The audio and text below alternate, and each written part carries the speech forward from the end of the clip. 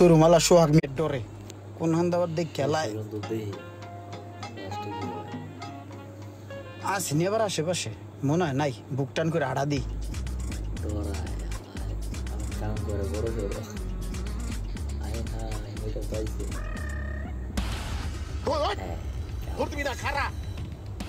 আমার টাকা কই আজকে কয়টা মাস হয়েছে তুই আমার টাকা দিলে বাচ্চাস হ্যাঁ